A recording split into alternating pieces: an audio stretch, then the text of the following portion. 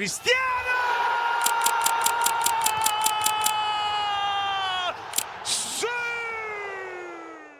Atlantic মহাসাগরের মাঝখানে একটা ছোট্ট দ্বীপ, পর্তুগালের মাদেইরা। সেখানে একটা পাহাড়ের ডালে একটা টিনের চালের ছোট্ট ঘর। সেই ঘরে বাবা, মা আর 4টা বাচ্চা। এত ছোট সেই ঘর যে রাতে সবাই একসাথে শোয়ারও জায়গা হয় না। সেই ঘরের সবচাইতে ছোট ছেলেটার নাম ক্রিস্টিয়ানো রোনালদো।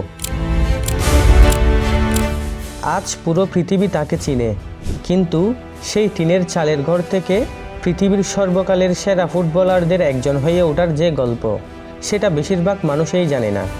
এবং সেই গল্প শুধুমাত্র একজন ফুটবলারের গল্প নয়, এই গল্পটা প্রতিটা মানুষের, যে কঠিন পরিস্থিতি থেকে উঠে দাঁড়াতে চায়, যে প্রমাণ করতে চায় জীবন শুরু হয় কোথা থেকে সেটা গুরুত্বপূর্ণ না, গুরুত্বপূর্ণ হলো শেষ পর্যন্ত তুমি কোথায় পৌঁছাও।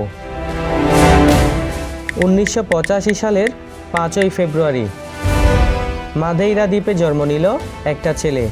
পরিবারের অভাব এতটাই তীব্র ছিল যে মা মারিয়া ডোলোরেস একবার বলেছিলেন, তিনি ভেবেছিলেন এই সন্তানকে পৃথিবীতে আনবেন কিনা, কারণ আরেকটা সন্তানকে খাওয়ানোর সামর্থ্য তাদের ছিল না।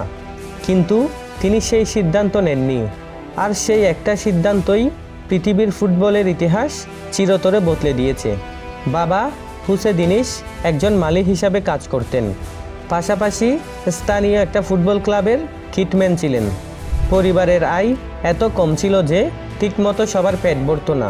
রোনালদো পরে একটা সাক্ষাৎকারে বলেছিলেন, ছোটবেলায় প্রতিবেশীদের বাড়িতে ফেলে দেওয়া খাবারও কখনো কখনো কুড়িয়ে খেতে হয়েছে, কিন্তু এই অভাবের মধ্যেও একটা জিনিস ছিল, একটা ফুটবল। রোনালদো সেই ফুটবল নিয়ে সকাল থেকে রাত পর্যন্ত মাঠে পড়ে থাকতো। স্কুলের পড়া বলে, খাওয়া বলে, এমনকি ঘুমও সে ঠিকমতো যেত না, শুধু বল আর সে। রোনালদো যখন মাত্র 15 বছর বয়সে স্পোর্টিং পিসিতে যোগ দিল, তখন একটা ভয়ঙ্কর খবর এলো। ডাক্তাররা জানালেন তার হৃৎপিণ্ডে সমস্যা, অনিয়মিত হৃৎস্পন্দন, যেটাকে বলে রেসিং হার্ট।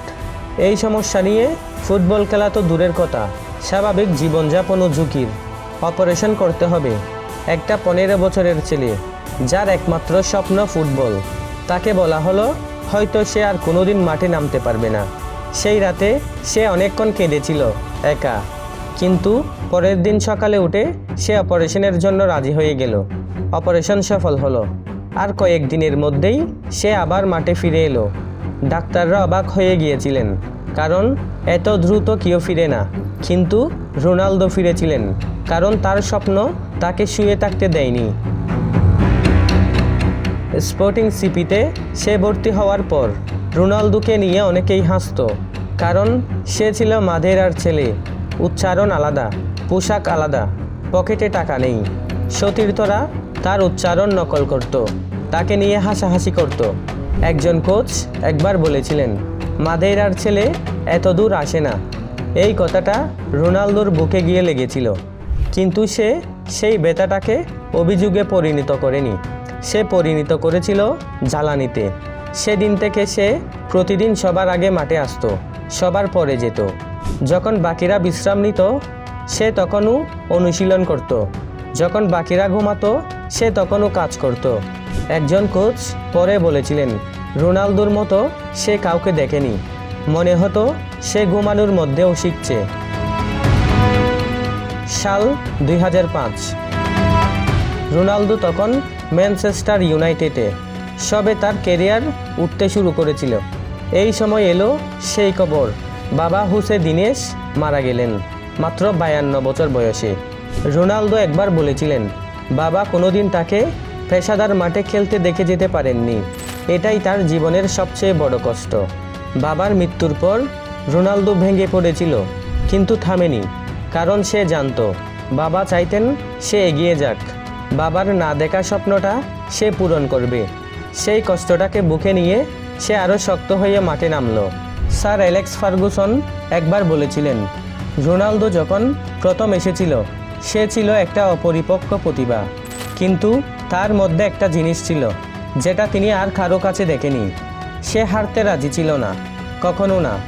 ম্যানচেস্টার ইউনাইটেডে রোনালদো প্রতিদিন সবার আগে আসতো, প্রতিদিন সবার পরে যেত। তার ট্রেনিং রুটিন দেখে সতীর্থরা অবাক হয়ে যেত। ঘুম, খাওয়া, বিশ্রাম সব কিছুই সে নিয়ন্ত্রণ করত, শুধু একটাই লক্ষ্যে, সেরা হওয়ার জন্য। রিয়াল মাদ্রিদে যাওয়ার পর অনেকেই বলেছিল রোনালদো হারিয়ে যাবে, কিন্তু সে হারিয়ে যায়নি, আরও জ্বলে উঠেছিল। কারণ প্রতিযোগিতা তাকে ভয় দেখায় না, প্রতিযোগিতা তাকে আরও শক্তিশালী করে তোলে। একবার তাকে জিজ্ঞেস করা হয়েছিল মেসির সাথে প্রতিযোগিতার ভয় দেখায় কিনা। রোনালদো তখন হেসে বলেছিলেন, না, বরং তার জন্য কৃতজ্ঞ। সে না থাকলে হয়তো এতটা ভালো হতাম না। প্রতিযোগিতায় মানুষকে সেরা বানায়। রোনালদোর সতীর্থরা বলেছিলেন রাত 12টার পরেও তারা দেখেছেন রোনালদো একা ট্রেনিং গ্রাউন্ডে অনুশীলন করছেন।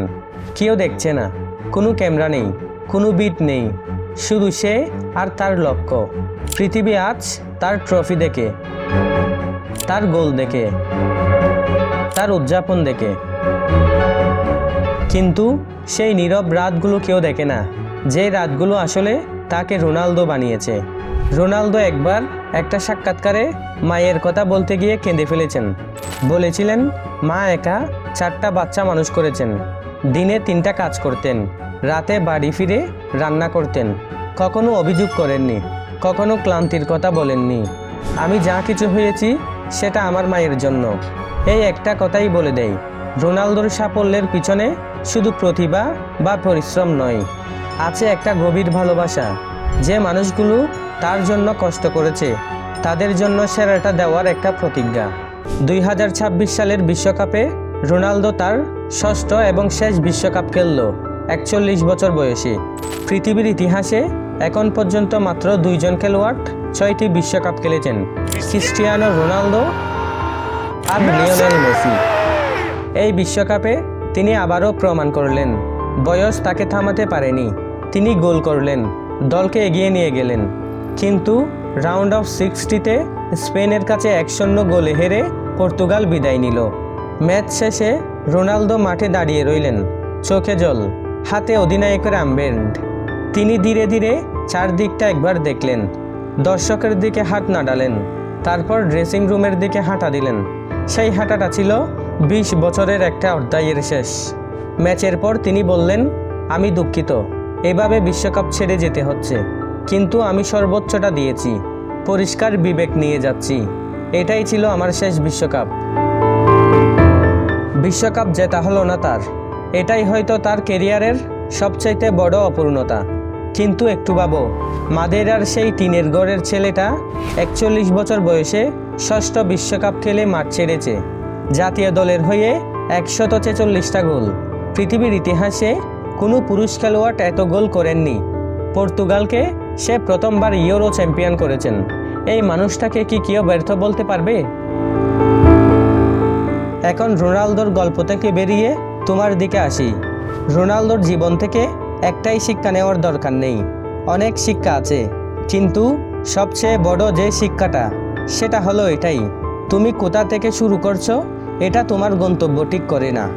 রোনালদো টিনের চালের ঘরে জন্মেছিল, হৃৎপিণ্ডে অপারেশন হয়েছিল, বাবাকে হারিয়েছিল, অপমান সহ্য করেছিল, কিন্তু প্রতিটা বাঁধাই সে একটাই কাজ করেছে, আরও শক্ত হয়েছে, আরও কাজ করেছে, আরও এগিয়ে গিয়েছে।